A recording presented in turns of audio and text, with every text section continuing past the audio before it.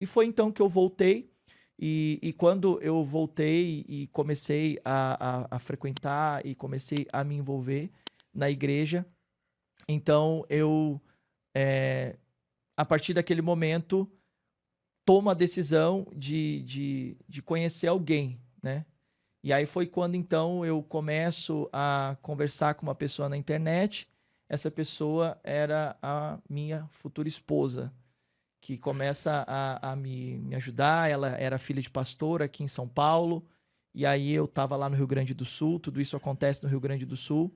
E a gente começa a conversar. E esse relacionamento ele dura aproximadamente em torno de 4 anos, onde foi um relacionamento à distância, onde a gente se viu aproximadamente em torno de umas 4 vezes, mais ou menos, nesse período de 3 anos. Então foi o tempo de eu ir para lá para conhecer ela e os pais dela. Depois ela veio para cá, a gente noivou. E aí depois eu voltei e a gente casou. E aí começa a minha jornada de pastor em São Paulo. Essa jornada de pastor em São Paulo é o que reserva a coisa mais curiosa de tudo. Por quê? Eu começo a me tornar um pastor de uma igreja local aqui em São Paulo e eu começo a sentir a pressão das responsabilidades e dos compromissos que São Paulo oferecia. Gente, eu venho do Rio Grande do Sul, Trilegal, Tchê, Baguri, Baguria. Meu conterrâneo, né? Da onde que esse é lá do Sul? Eu sou de Canoas, bairro Matias Velho. Ah, de Canoas, aham. E aí o que acontece? Pô, a primeira coisa que a gente chega aqui em São Paulo, quando a gente chega em São Paulo, a gente vai subir uma escada rolante. Quando que a gente sobe uma escada rolante lá no Rio Grande do Sul? A escada te leva, né? Então a primeira coisa, eu chego aqui em São Paulo para subir uma escada rolante, eu vou lá e eu faço o quê? O que se faz no Rio Grande do Sul? Escada rolante, ela te leva, eu paro. Quando eu paro, as pessoas começam a gritar comigo atrás. Dá licença, sai da frente! Começa aquela gritaria, eu já começo a ver que o clima aqui em São Paulo é um pouco diferente. E aí, vou pegar o metrô, né? Então, pra mim, metrô, em Rio Grande do Sul, 15 minutos esperando. Aí trem lá, né? É trem, né? Metrô. Eu desço, eu olho o trem passando, eu falo, puxa vida, perdi o trem. Daqui a pouco, o trem apontando de novo. Eu falei, ué, isso aí deve ser aqueles trem que tá indo fazer a volta na quadra. Não, era o outro trem já. Então, assim, comida no Rio Grande do Sul, né? Comida no Rio Grande do Sul você vai comer comida, é aquele café da manhã, né? Com cuca, né? Quem não sabe o que é cuca, não é a cuca do sítio Pica-Pau Amarelo. Ai, que delícia, um pão doce, uma cuca, meu Deus. Chimia, né? A turma que daqui de São Paulo fala chimia, pensa, miava, mataram, estão me dando pra comer em pasta. Você já comeu chimia, amor? Eu venho com umas palavras, o Douglas lá do Sul, galego. Não entende. Eu falo pra ele às vezes que eu tô esgualepada. E aí ele pediu pra eu mudar o palavreado, não é mais pra eu falar essa palavra, que parece que ofende. É uma pessoa que tá cansada. Você já ouviu isso, né? Já. Uma pessoa que tá cansada. Então você chega em casa à noite e fala, ai amor, tô esgualepada. Daí ele falou que parece ser uma pessoa que é abusada. Sei? Nossa, horrível. E aí, aqui em São Paulo é o pão na chapa e o cafezinho, né? Então, mas essa questão de dialeto, de e lá em comunicação Porto Alegre e cultura, é cacetinho, vai me dar um cacetinho. Exatamente, eu cheguei aqui pedindo cacetinho, as pessoas já começaram a me olhar atravessado. Cacetinho é diminutivo do quê, né? Então, as pessoas, elas têm essas questões culturais, essa questão dialeto. E aí, claro, isso também surtiu vários efeitos aí no meu casamento, na minha relação com a minha esposa, porque ela é nordestina, né? Então, nordestina acelerada, né? Oxoxoxoxoxa, aquela coisa de vamos rápido, né? E eu lento, devagar, vai devagar, guria, não é assim. Enfim, e eu tô só contextualizando de uma maneira mais bem-humorada aquilo que foi algo que causou muitos conflitos. Que, na verdade, os conflitos, desculpa, pessoais. Douglas, mas não foi o fato de você ter mudado para São Paulo, eu acredito, e nem em Porto Alegre. É realmente a responsabilidade de um casamento e de uma igreja, né? Exato. Porque, para quem não sabe, são muitas responsabilidades. Demais. Galego aí, vocês dois têm uma igreja, vocês sabem como é que é cuidar de pessoas.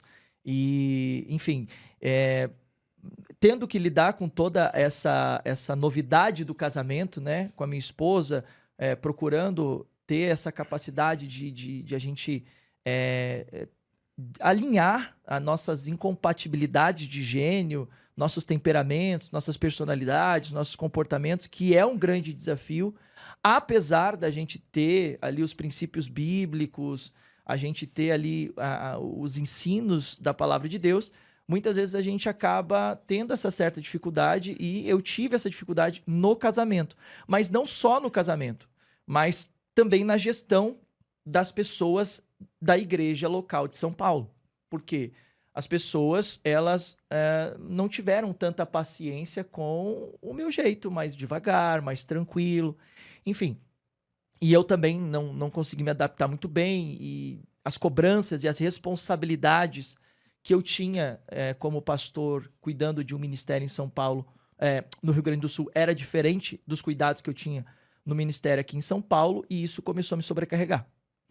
E dentro disso tudo, foi aonde, então, um certo dia, diante das responsabilidades do casamento, diante das responsabilidades do ministério, das contas que tinha que pagar, diante das próprias questões emocionais mal resolvidas, dos seus próprios traumas, eu cheguei no limite. E aí entra um ponto interessante que aquilo que Freud, por exemplo, ele fala acerca do id, do ego, do superego, daquela tricotomia que ele fala acerca da personalidade, de como que o ser se desenvolve. Aquilo começou a fazer sentido a partir do momento que eu me encontro nessa situação de gatilho, né? Porque, para quem não sabe, o gatilho é uma motivação, é algo que parte algo externo que movimenta algo interno que há em você. E aí, obviamente, dentro daquilo que o Freud fala, começou a despertar aquela parte mais descontrolada minha, né? Aquela parte mais infantil, aquela parte mais descontrolada, desequilibrada. E eu simplesmente comecei a entrar nessa estafa, comecei a não querer mais a responsabilidade do casamento, não querer mais a responsabilidade da igreja. Eu comecei a diminuir a minha frequência nas pregações. Minha esposa teve que me ajudar na época para conseguir pregar, para me ajudar na igreja, e chegou o momento que eu fui parar no hospital. Então, quando eu paro no hospital, eu me deparo com o médico olha para mim e pergunta: o que você faz? E aí eu tenho que olhar para o médico e dizer: então, sou pastor. Ele: pastor, você está muito estressado, você está muito sobrecarregado. Quais eram os seus sintomas? Era ansiedade, né? Então, ataque cardíaco, pupila dilatada, sudorese, insônia, falta de apetite, gastrite, dor nas costas, cansaço excessivo, desesperança, falta de credibilidade em mim mesmo. Comecei a ter uma baixa autoestima muito grande, comecei a perder o interesse pela minha esposa, baixa libido, comecei a ter tendências à busca pela compulsão por doces, comecei a querer ficar dormindo demais, ficar deitado demais, imóvel demais, comecei a perder o interesse pelas responsabilidades, então não queria mais saber de cuidar do dinheiro, não queria mais saber de cuidar da casa, não queria mais fazer tarefa nenhuma.